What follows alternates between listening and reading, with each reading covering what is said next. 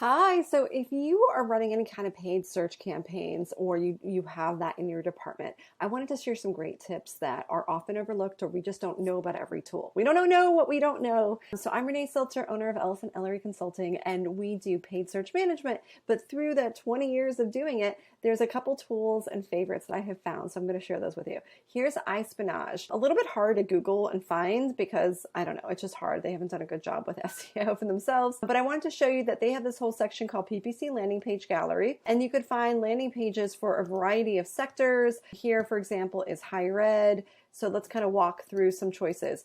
The beautiful thing about this is you get to see what your competitors are doing, but you get to do it at a local level too. And I'll show you that in a moment. Even if you use things like SEMrush, they don't give you local search competitors and how they are doing, where this one does. So this is a really good one, especially if your competitors are at the local level. So if you have home services, in the case of higher ed, the campus level is generally within a certain radius of a campus. If you're a car dealership, you're within a certain radius that you're selling to. So this is really a tool that you want to add to your toolbox. So you also want to look at competitors often for a couple of reasons. One, you want to look at what kind of value props are they leading with. So for example, in this landing page, they're leading with a cost as a big value prop, right? Flexible and cost. And then you'll kind of go through, here's third-party validation, here's a vendor that is trying to drive leads for other institutions. And then you'll see, a variety of different ones. And this will give you a sense of, it's when you want to create programmatic landing pages and then at campus level. So if you have stores or campuses at a very local level, you want landing pages for all those reasons.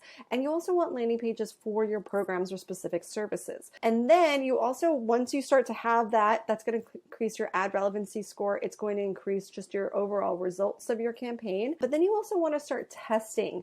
And in this case, for example, if you see the form is actually down here, so it'll be below the fold, especially for mobile. And then in this case, the form is right here, which it probably still will be below the fold, but the way that it situates. This form actually looks a lot better on mobile than it does desktop, which is great because most people do most of their searches on mobile these days. So if you look, hey, this landing page, what are you doing? Like your image is bananas, right? So this would be worth telling somebody there that your page is completely messed up and it's not showing well. Here's another one that this is just whatever reason showing up black, so it might be something wrong with that page. So it's really good to see what your competitors are doing. Let's go into Campaign Watch. This is going to let you see, I only have 9 competitors in here right now, and these are competitors to me.